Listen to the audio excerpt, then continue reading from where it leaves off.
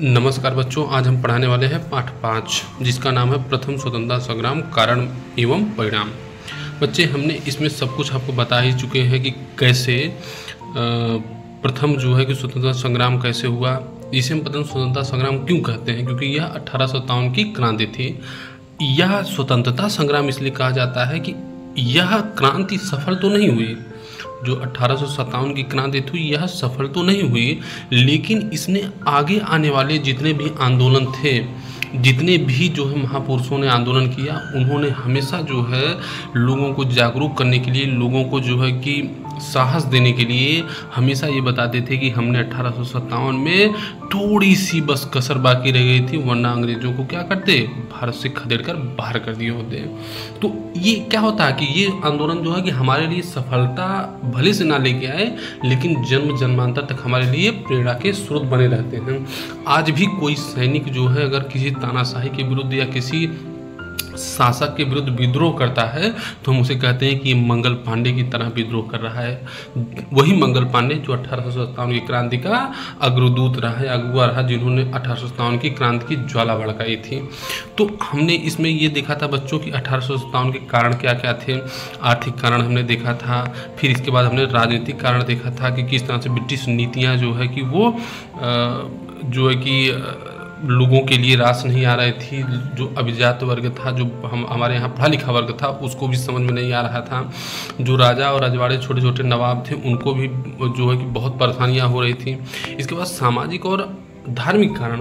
भारत, एक बात याद रखिएगा बच्चों, आप आर्थिक रूप से कुछ भी कर लीजिए, कितना भी शोषण कर लीजिए, सामाजिक रूप से आप कितना भी शोषण कर लीजिए, लेकिन अगर आप किसी भी व्यक्ति को धार्मिक रूप से चोट पहुंचाएंगे तो भारतीय समाज बहुत ही संवेदनशील है धर्म के मामले में। वो तुरंत उठ खड़ा होगा और आपको जो है सबक सिखाने के लिए तुरंत उठ खड़ा होगा। और यही कारण आप जानते हैं कि भारत में अंग्रेजों ने राजनीतिक परिवर्तन किया, आर्थिक परिवर्तन किया, उनका शोषण किया लोगों का, लेकिन लोग जो है बहुत ज़्यादा बौखलाए नहीं। क्यों? क्योंकि आर्थिक रूप से जो संपन्न वर्ग था उनको ज़्यादा प्रभाव पड़ा, जो राजनीतिक रूप से बड़े बड़े नवाब थे, बादशाह थे, उनको प्रभाव पड़ा। आम जनता जो जिसको सुबह शाम नून रोटी मिल जाए, उनको इस चीज़ों से बहुत प्रभाव नहीं पड़ता था। लेकिन जब उनके सामाजिक मुद्दों पर हस्तक्षेप करना ब्रिटिश सरकार ने कर दिया, जब उनके धर्म में हस्तक्षेप करना शुरू कर दिया, तब उनके लिए ये अंग्रेज खटकने लग गए।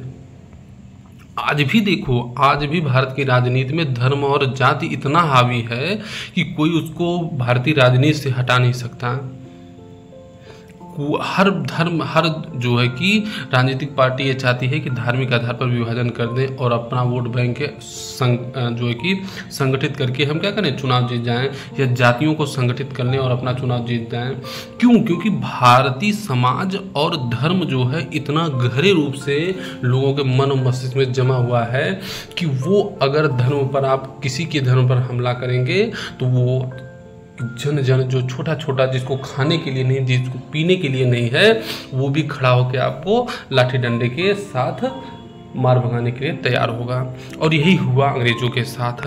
आप देखेंगे कि फिर सैन्य कारण हमने देखा था। अब आज हम बच्चों पढ़ाएंगे क्रांति की योजना। देश में ऐसी अशांत परिस्थितियों में एक सशक्त संघर्ष द्वारा भारत से अंग्रेजों को बाहर निकालने की योजना बनाई गई। ये लोग जो बड़े बड़े शासक थे, जैसे मुगल बादशाह था, मुगल बादशाह तो हालांकि सो रहा था, उसको वो एकदम तंत्र निद्रा में सो रहा था। जब लोग उसको जाके कोच को जगाए कि अरे भैया, तुम जो है शासक हो, उठो, तुम्हें हम शासक बना रहे हैं और तुम अंग्रेजों, हमारा नेतृत्व करो, अंग्रेजों को मार के भगाओ और हमारा जो है शासक बन जाओ आप। तब वो जागा, हाँ, क्या कह रहे हो आप? नहीं तो वो तो सो रहा था, क्योंकि उसको ये आभास था, क्योंकि वो जो है बहादुर शाह जफर जो है पहला ऐसा शासक था जो अंग्रेजों के संरक्षण में मुगल शासक बना हुआ था।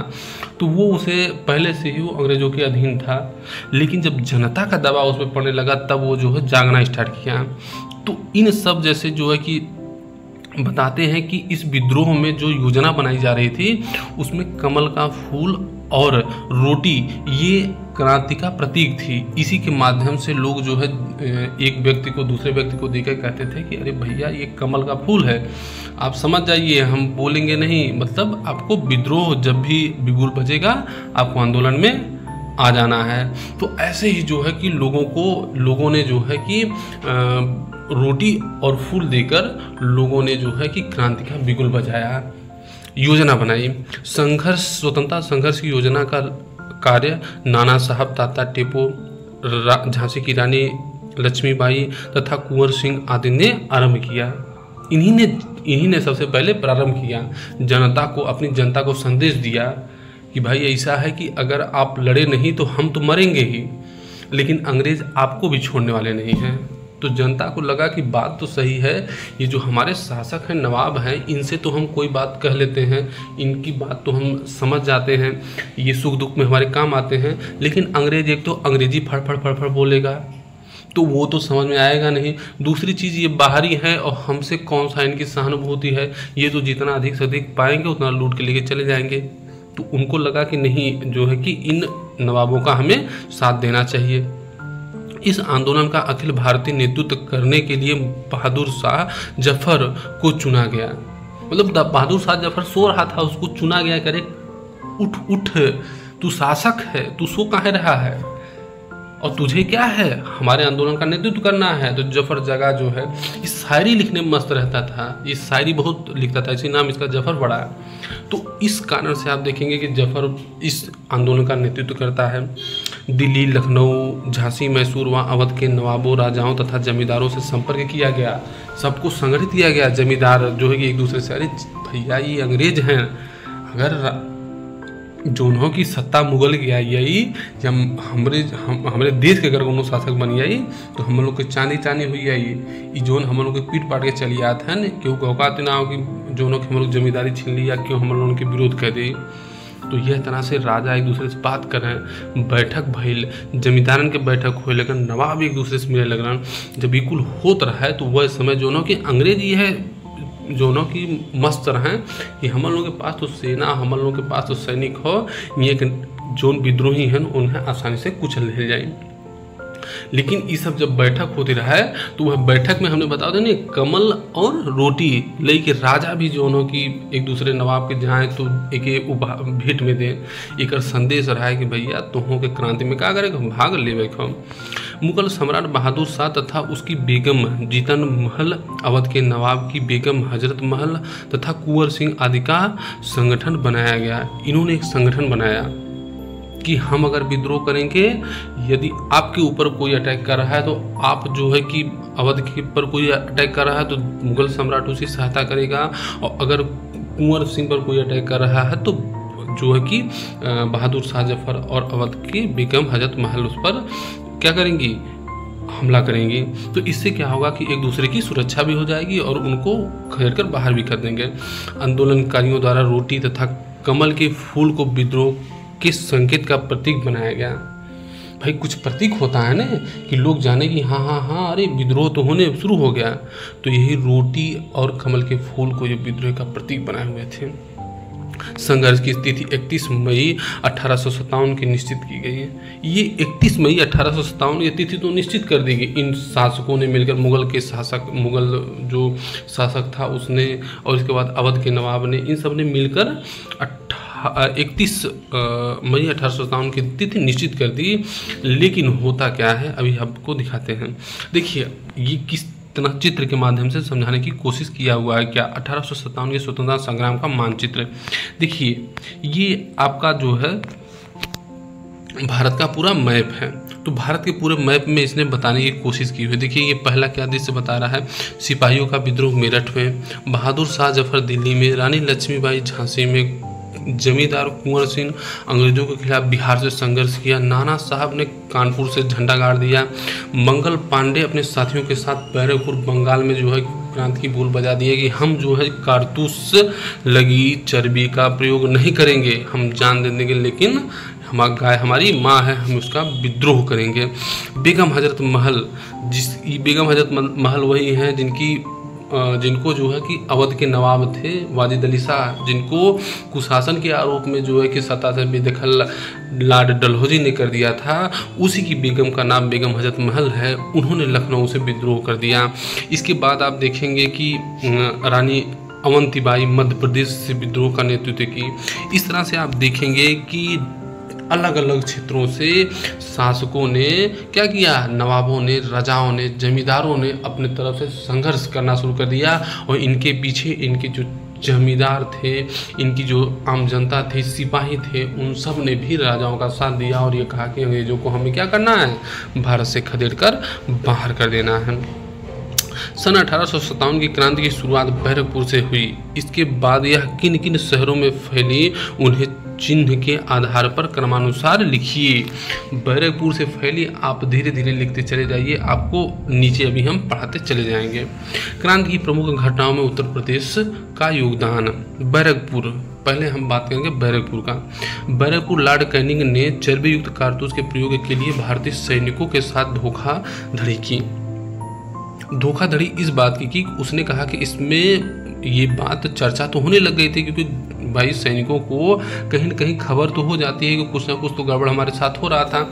लेकिन जब अंग्रेज़ों से भारतीय जो सैनिक हैं वो पूछे कि क्या इसमें सूअर और गाय की चर्बी प्रयुक्त हुई है, तो वो कहते अरे नहीं नहीं नहीं, बस ऐसे किसी दूसरे चीज़ का मांस, भैंस का मांस है या और किसी का मांस है, तो या जो है कि कुछ प्लास्टिक टाइप का है, वो आपको समझ में नहीं आएगा।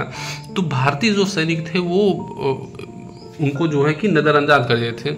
लेकिन ये बात जब धीरे धीरे खुली कि वास्तव में इसमें जो है कि जो हम लोग राइफ़ल है, जो दांत से खींचकर बंदूक राइफ़ल में भर रहे हैं, उसमें क्या है, उसमें जो है कि गाय और सूअर की चर्बी प्रयुक्त हुई है।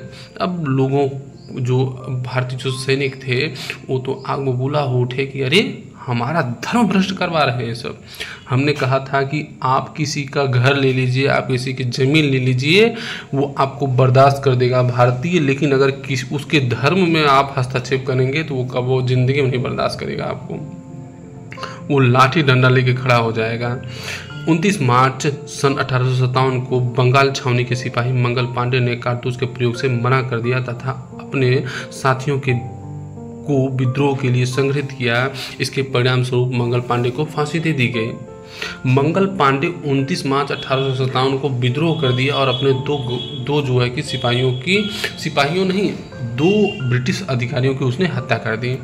जैसे उसने हत्या कर दी तो पूरा एकदम जो बैरकपुर छावनी था वहाँ खलबली मच गया। जो सैनिक थे भारतीय, वो सब संगठित हो गए, वो सब जो है कि लूटपाट करने लग गए, अंग्रेज़ों को मारने लग गए, एकदम जो है कि तहलका मच गया। इसके परिणाम स्वरूप मंगल पांडे को फांसी दे दी। अंग्रेज़ों ने ये सोचा कि अगर मंगल पांडे को फांसी दे देंगे तो ये विद्रोह यहीं दब जाएगा, लेकिन ये नहीं पता था कि मंगल पांडे तो सिर्फ एक बहाना था, ये क्रांति की योजना तो बहुत पहले बन गई थी। बस मंगल पांडे ने उसमें आग में घी का काम कर दिया। अब जब जो है कि क्रांति शुरू हो गई तो इसकी दूसरा जो विस्फोट हुआ वो मेरठ में हो गया। 9 मई की घटना के अनुसार 90 में से 85 सिपाहियों ने कारतूस में दांत लगाने से मना कर दिया। कहाँ मंगल पांडे ने शुरू किया था। मंगल पांडे ने कहा था कि इसमें कारतूस लगा है, हम इसका प्रयोग नहीं करेंगे क्योंकि हमारा तुम धर्म भ्रष्ट करवा रहे हो। मेरठ के सिपाहियों ने मना कर दिया कि हम भी नहीं कारतूस का प्रयोग करेंगे, अगर तुम्हें जो करना है उसको कर लो, क्योंकि धर्म हमारा क्या है, हम बहुत धार्मिक हैं और हम इसके साथ समझौता नहीं कर सकते हैं।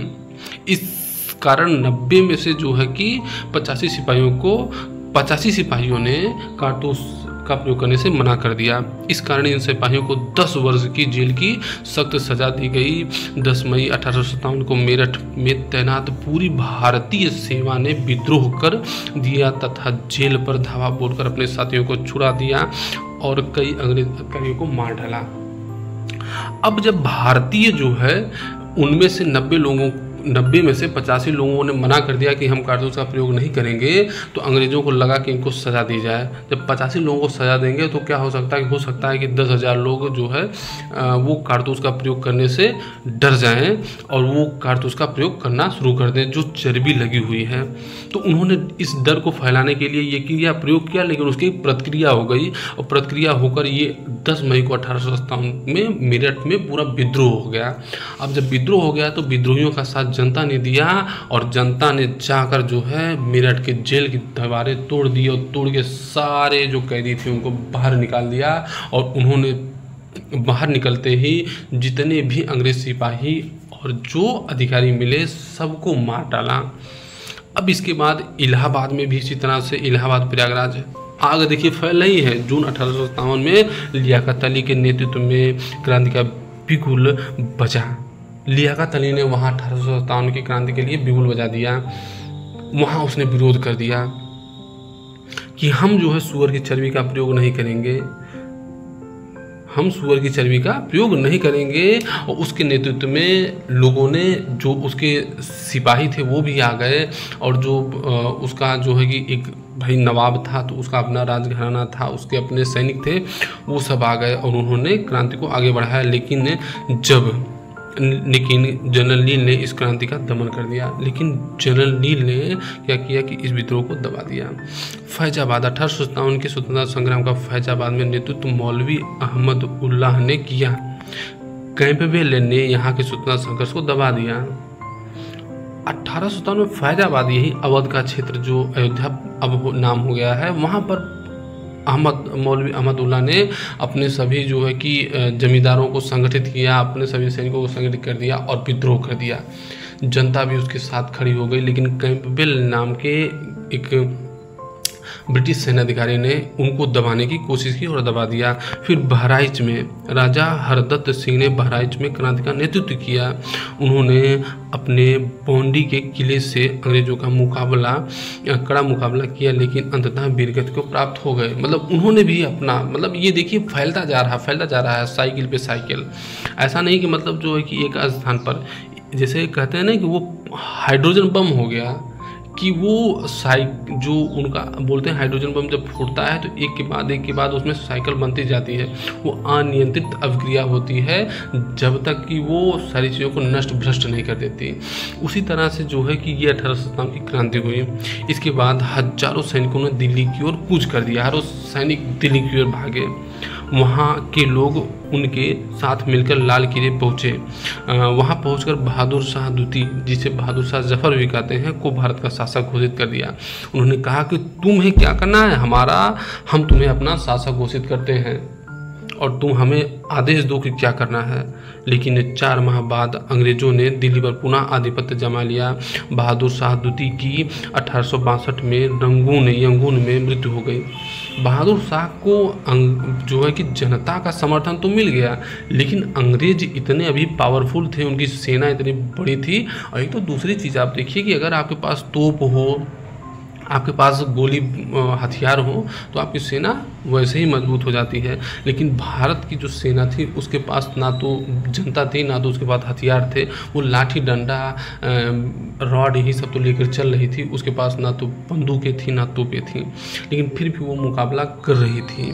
बहादुर शाह द्वितीय को 1862 में यंगून, मतलब 1857 की क्रांति में उसे लाल किले में बंद किया गया और बंद करके रंगून भेज दिया, काला पानी, जहाँ पर उसकी 1862 में मृत्यु हो गई। यह घटना मध्य भारत तथा रुहेलखंड में आग की तरह फैल गई। लोगों को भी लगा अरे ये तो विद्रोह हो रहा है, जनता विद्रोह कर रही है और हम क्यों पीछे रहे। तो ये सब लोग भी विद्रोह करना शुरू कर दिए। इसके कारण बरेली, कानपुर, लखनऊ, वाराणसी तथा झांसी के सैनिकों ने अंग्रेजों के विरुद्ध हथियार उठा लिया।